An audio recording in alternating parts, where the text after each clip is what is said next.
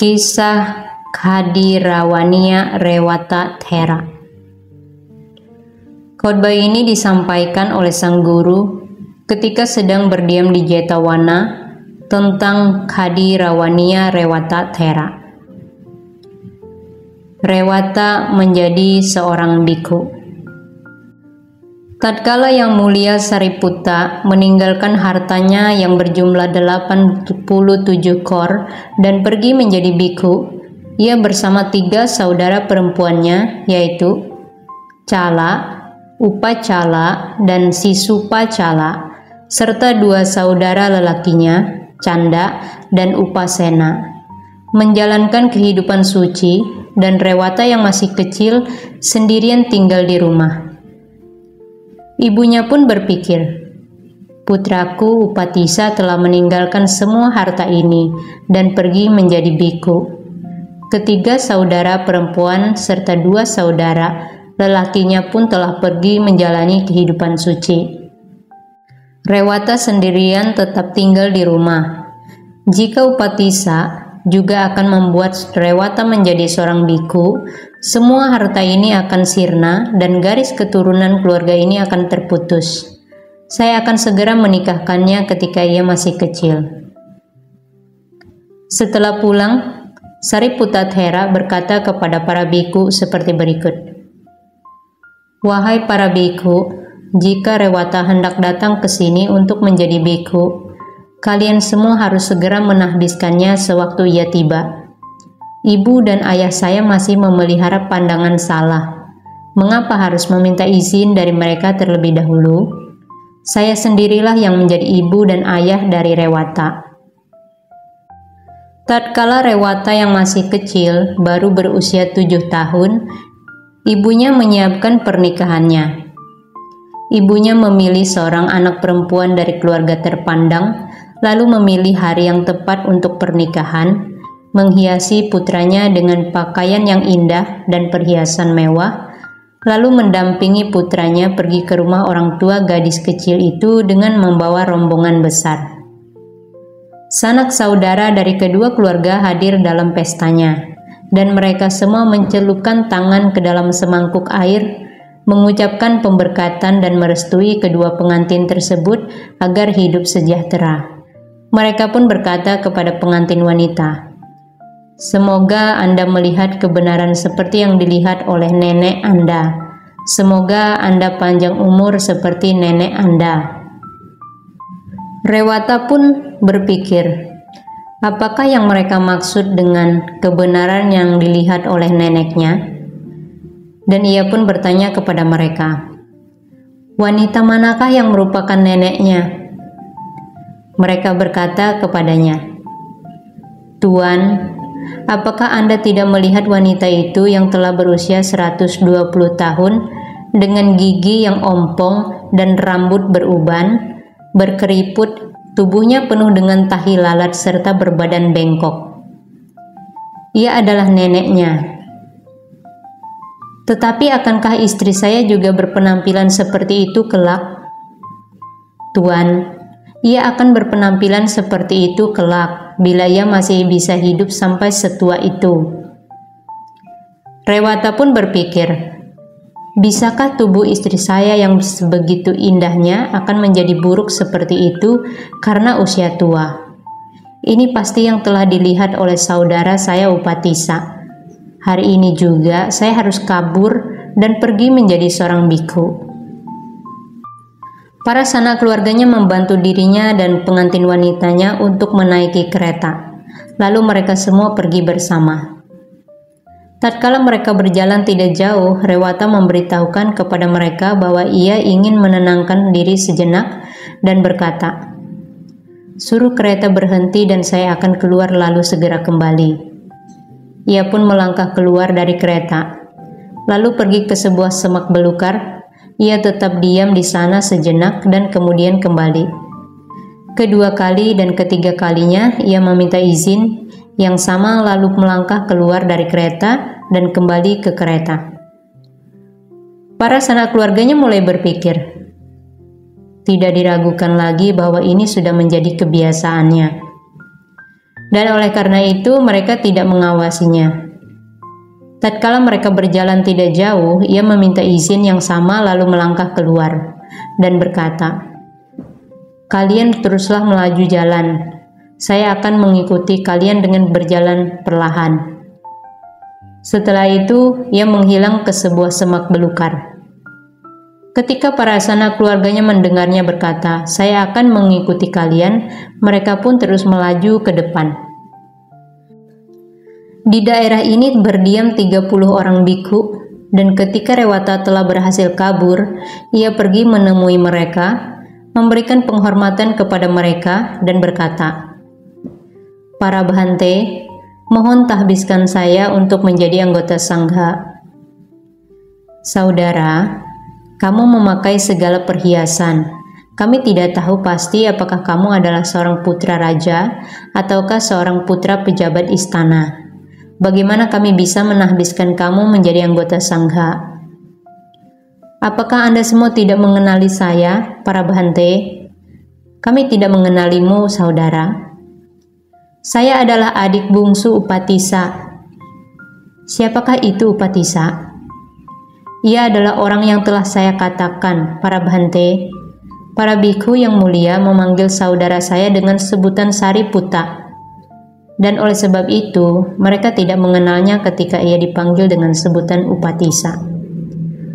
"Lalu apakah kamu adalah adik bungsu Sariputta?" "Ya, Bhante." "Baiklah kalau begitu, kemarilah. Ini merupakan hal yang diperintahkan oleh saudaramu kepada kami." Maka mereka melepas semua perhiasannya, menghabiskannya menjadi anggota sangga, dan mengirimkan pesan kepada Sang Thera. Ketika Sang Thera menerima pesan tersebut, ia berkata kepada Sang Begawa, "Bhante, karena para biku hutan itu telah mengirimkan pesan kepada saya, Rewata telah ditahbiskan menjadi anggota sangga. Maka saya hendak pergi menemuinya dan kembali lagi." Sang guru menahan kepergiannya dengan berkata, "Tetaplah berdiam di sini sekarang, Sariputta." Namun setelah beberapa hari, Sang Thera mengajukan permintaan yang sama, dan sang guru tetap enggan mengizinkannya pergi dengan berkata, "Tetaplah berdiam di sini sekarang, Sariputta. Kita akan pergi ke sana nantinya." Samanera itu berkata dalam dirinya, "Jika saya terus berdiam di sini, para kerabat saya akan mengikuti saya dan memanggil saya untuk pulang ke rumah."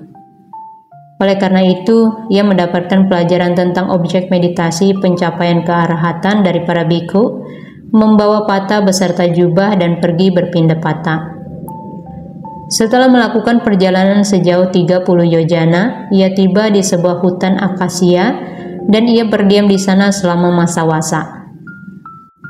Sebelum masa wasa berakhir, ia telah mencapai tingkat kesucian arahat serta menguasai kemampuan kesaktian.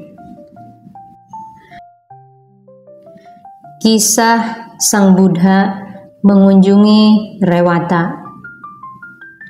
Setelah perayaan akhir musim hujan, Sariputta Thera kembali meminta izin kepada sang guru untuk pergi menemui adiknya. Sang guru berkata, "Kami juga akan pergi, Sariputta," dan berangkat bersama 500 biku. Ketika mereka telah berjalan tidak jauh, Ananda Thera yang sedang berdiri di sebuah persimpangan jalan berkata kepada sang guru, "Bhante, terdapat 2 buah jalan yang menuju ke tempat kediaman Rewata.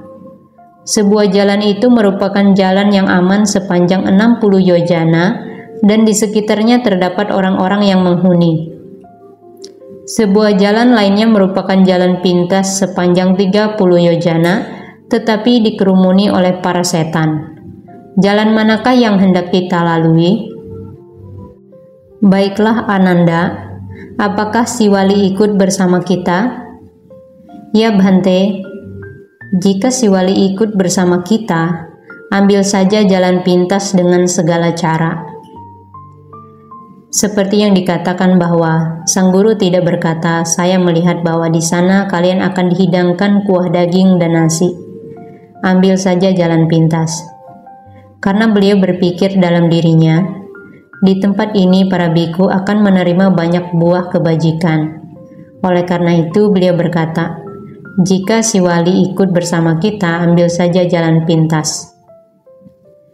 Seketika sang guru menginjakkan kaki di jalanan itu, para dewa hutan berpikir dalam diri mereka, kita akan memberikan penghormatan kepada si wali Thera, membangun rumah peristirahatan sepanjang jalan setiap 1 yojana, dan membuat para biku agar tidak berjalan lebih dari 1 yojana. Mereka bangun sewaktu subuh dan membawa kuah daging surgawi, nasi, dan kebutuhan lain. Mereka pergi berkeliling sambil bertanya, di manakah yang mulia si wali Thera duduk? Sang Thera menyerahkan derma makanan yang diberikan untuknya kepada sangga yang dipimpin oleh sang Buddha. Dengan demikian, sang guru bersama para pengikutnya melakukan perjalanan berat sejauh 30 yojana dan menikmati buah kebajikan yang didapatkan oleh seorang si wali Thera.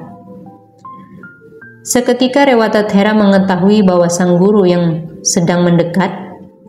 Ia menciptakan sebuah ganda kuti untuk sang Bagawa dengan menggunakan kesaktiannya, dan juga membangun 500 kuti berkubah untuk para biku, 500 rambi, 500 kamar tidur, dan 500 kamar untuk siang hari. Sang guru menghabiskan 1 bulan penuh di sana sebagai tamunya, seraya menikmati buah kebajikan dari si wali Thera. Namun, ketika sang guru memasuki hutan akasia, terdapat 2 orang bikhu tua yang berkata kepada diri mereka sendiri, bagaimana biku ini bisa melaksanakan meditasi ketika ia sibuk membangun semua bangunan baru ini? Sang guru telah bersikap pilih kasih terhadap adik bungsu Sariputta dengan tinggal bersama orang yang membangun semua bangunan baru ini. Ketika sang guru mengamati keadaan dunia pada pagi hari tersebut, beliau melihat kedua biku itu dan menjadi tersadarkan dengan sifat pikiran mereka. Maka saat beliau telah berdiam di sana selama sebulan, dan ketika tiba harinya bagi beliau untuk pergi, beliau memutuskan bahwa para biku itu tidak boleh membawa minyak, kendi air, dan sandal mereka. Kemudian saat beliau pergi, setelah hanya berjalan keluar sedikit dari gerbang wihara, beliau menggunakan kesaktian adidaya. Kedua biku itu langsung berseru, saya telah melupakan ini dan saya melupakan itu. Saya juga telah melupakan itu, dan mereka berdua mencari kembali jejak kaki mereka. Namun mereka tidak menemukan tempat barang milik mereka ditinggalkan. Dan ketika mereka pergi berkeliling, duri-duri pohon akasia menusuk kedua kaki mereka. Pada akhirnya mereka melihat barang milik mereka sedang bergantungan di batang pohon akasia, dan setelah mengambilnya mereka pun pergi. Sang guru bersama para biku tinggal di sana sebulan lagi sambil menikmati buah kebajikan si wali Thera, dan kemudian pergi berdiam di Pubarama. Kedua biku tua itu mencuci wajah mereka di pagi hari dan berkata, mari kita pergi ke rumah Wisaka yang dermawan dan meminum kuah daging. Maka mereka pergi ke sana dan duduk, sambil meminum kuah daging dan memakan makanan keras. Wisaka bertanya kepada mereka, para Bhante, apakah Anda berdua ikut bersama sang guru pergi ke tempat kediaman si wali Thera? Ya umat, sebuah tempat kediaman sang Thera yang hening, para Bhante. Bagaimana bisa tempat itu dikatakan hening? Tempat itu adalah hutan akasia yang dipenuhi oleh duri berwarna putih. Umat, hanya para petapa yang cocok hidup di sana. Tak lama berselang, 2 orang biku muda tiba di depan pintu. Umat itu menghidangkan makanan untuk mereka berupa kuah daging, makanan keras, dan menanyakan beberapa pertanyaan kepada mereka. Mereka menjawab, umat, sangat sulit untuk menggambarkan tempat kediaman sang Thera. Tempat itu bagaikan istana surgawi Sudhama yang diciptakan melalui kekuatan kesaktian. Umat itu berpikir dalam dirinya, kedua biku yang pertama berkunjung berkata seperti itu, dan para biku itu malah berpendapat berbeda. Pasti ketika sang guru menggunakan kesaktian adidaya, para biku yang pertama berkunjung itu lupa akan sesuatu dan kembali untuk mengambilnya. Sedangkan para biku itu pasti tiba di sana saat tempat itu telah dibuat indah dengan menggunakan kekuatan kesaktian.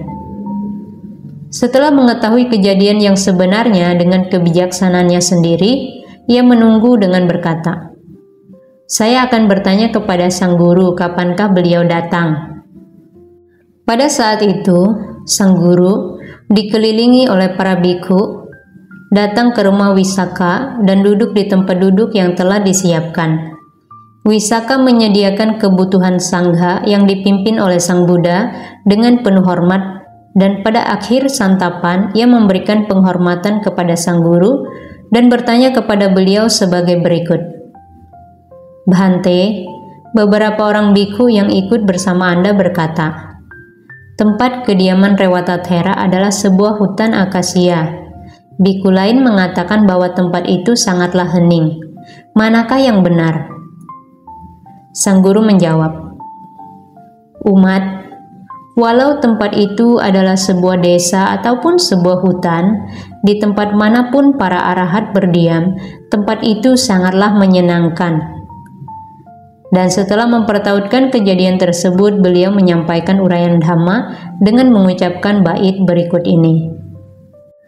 Di pedesaan, di dalam hutan, di dalam laut, ataupun di darat, dimanapun para arahat berdiam, tempat itu sangatlah menyenangkan. Pada saat itu, para bikhu memulai sebuah pembicaraan. "Awuso, mengapa si Walithera tinggal di dalam rahim ibunya selama 7 tahun, 7 bulan, dan 7 hari? Mengapa ia mengalami siksaan di alam neraka? Mengapa ia dapat mencapai puncak keberuntungan dan kehormatan?" Sang guru mendengar pembicaraan tersebut, bertanya kepada mereka tentang apa yang sedang mereka bicarakan. Dan ketika memberitahukan hal tersebut, beliau menceritakan kisah perbuatan lampau yang mulia si Walithera.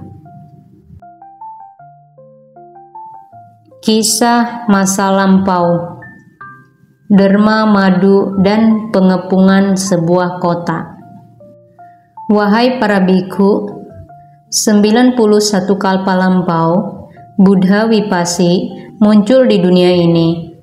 Dan pada suatu saat setelah berpindah patah di wilayah pedesaan, beliau kembali ke kota ayahnya.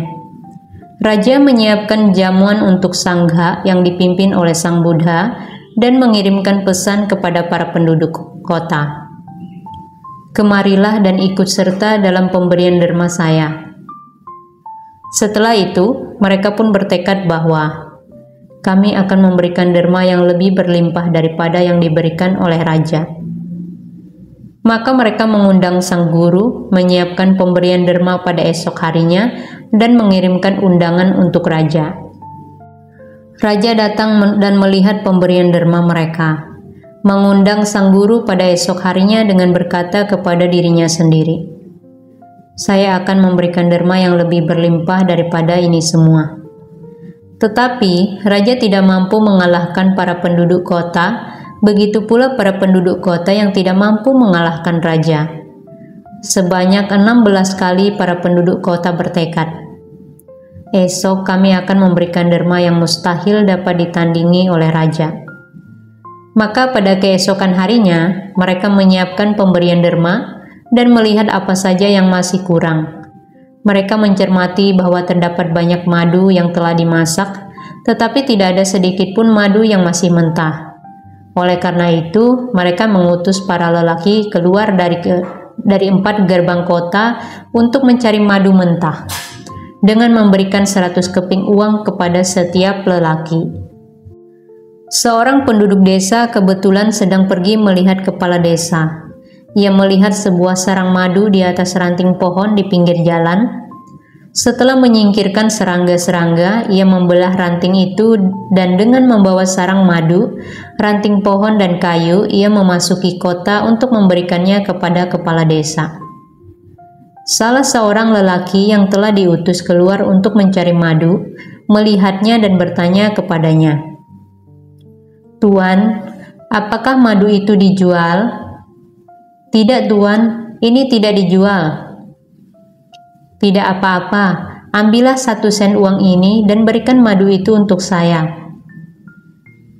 Penduduk desa itu berpikir dalam dirinya, harga sarang madu ini bahkan tidak sampai 1/4 sen, tetapi lelaki ini malah menawarkan uang 1 sen demi sarang madu itu. "Saya pikir ia pasti memiliki banyak uang. Saya lebih baik menaikkan harganya." Maka ia menjawab, "Saya tidak akan memberikan madu ini kepada kamu dengan harga tersebut." "Baiklah kalau begitu, ambillah 2 sen." "Saya tidak akan memberikan madu ini kepada kamu dengan harga serendah 2 sen." Penduduk desa itu terus menaikkan harga hingga akhirnya lelaki itu menawarkannya uang 1000 keping, lalu ia pun memberikan madu itu untuknya. Kemudian ia berkata kepada lelaki itu, "Apakah kamu gila? Ataukah kamu tidak tahu bagaimana caranya menghabiskan uangmu? Harga madu ini bahkan tidak sampai 1/4 sen, tetapi kamu malah menawarkan uang 100 keping demi madu ini. Apakah yang sebenarnya terjadi?" "Itu memang benar, Tuan. Tetapi saya memerlukan madu ini dan saya akan memberitahukannya kepada kamu." "Apa itu, Tuan?" "Kami telah menyiapkan pemberian derma yang berlimpah untuk Buddha Wipasi beserta 68.000 biku pengikut beliau. Tetapi kami tidak memiliki madu mentah. Itulah sebabnya saya menginginkan madu ini. Kalau memang begitu, saya tidak akan menjualnya dengan harga tertentu. Jika saya dapat menerima buah kebajikan derma, saya akan memberikan madu ini kepada kamu." Ketika lelaki itu kembali dan menceritakan kejadian tersebut kepada para penduduk kota, karena merasa terkesan dengan keikhlasan penduduk desa itu, para penduduk kota menyetujuinya dengan berkata, "Baguslah, baguslah. Biarlah ia menerima buah kebajikan derma ini." Maka para penduduk kota menyiapkan tempat duduk untuk sangha yang dipimpin oleh Sang Buddha, menghidangkan kuah daging dan makanan keras untuk mereka, dan kemudian membawakan sebuah kendi perak yang besar serta menyaring sarang madu. Lelaki itu juga membawa hadiah berupa sebuah periuk yang berisi dadih, menuangkan dadih itu ke dalam kendi, mencampurnya dengan madu, dan mendermakan makanan kepada Sang Buddha beserta sangga yang dipimpin oleh beliau. Semuanya mengambil makanan sesuai dengan kebutuhan mereka dan sangat mencukupi bagi kebutuhan semua orang. Kita sendiri tidak boleh bertanya bagaimana bisa makanan yang begitu sedikit dapat mencukupi kebutuhan bagi orang yang begitu banyak. Ini semua karena kesaktian adidaya Sang Buddha, dan kekuatan seorang Buddha tidak dapat dipahami.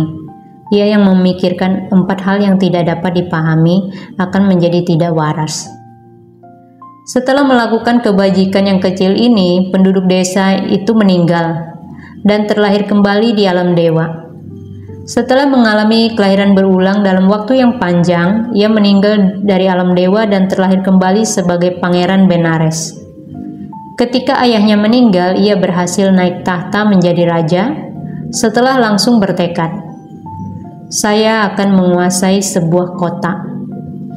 Ia menduduki kota itu dan berpesan kepada para penduduk kota, "Berikan saya pertarungan atau kerajaan."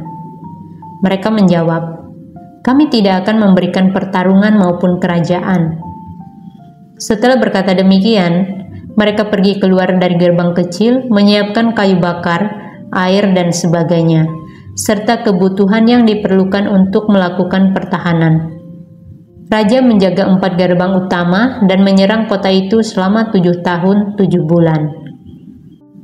Ibunya bertanya tentang apa yang sedang dilakukan olehnya, dan setelah mengetahui kebenarannya berkata, "Putraku adalah seorang yang dungu. Pergi beritahukan dirinya untuk menutup gerbang kecil dan memblokir seluruh kota." Ketika raja menerima pesan ibunya, ia melakukan sesuai dengan perintah ibunya. Para penduduk kota tidak tahan lagi tinggal di kota itu, dan pada hari ke-7 mereka membunuh raja mereka sendiri dan menyerahkan kerajaan kepada raja yang menyerang mereka. Karena ia telah melakukan perbuatan ini, setelah meninggal ia terlahir kembali di neraka Awici.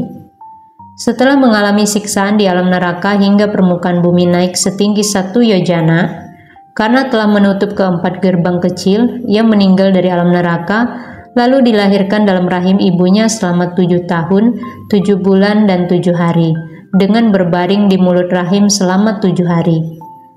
Demikianlah wahai para biku, karena kejahatan yang dilakukan oleh si wali dengan menyerang kota tersebut pada masa itu, ia mengalami siksaan di alam neraka dalam waktu yang panjang, dan karena ia menutup gerbang kecil ketika ia berada dalam kandungan ibunya, ia bertahan lama di dalam kandungan ibunya. Karena ia telah memberikan derma berupa madu mentah, ia mencapai puncak keberuntungan. Suatu hari, para biku memulai sebuah pembicaraan. Betapa besarnya berkah keberuntungan yang dimiliki oleh Samanera. Betapa besarnya jasa kebajikan yang diperoleh dengan membangun 500 kuti berkubah untuk 500 biku.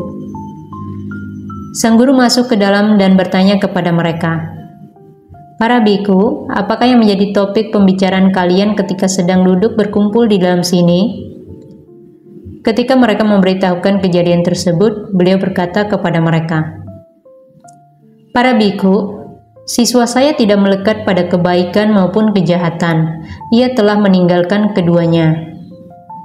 Setelah berkata demikian, beliau mengucapkan bait berikut ini, yang terdapat dalam Brahmana Wagga. Barang siapa di dunia ini yang telah terbebas dari belenggu kebaikan maupun kejahatan, barang siapa telah terbebas dari kesedihan, keburukan, dan kekotoran batin, maka saya menyebut dirinya sebagai seorang Brahmana.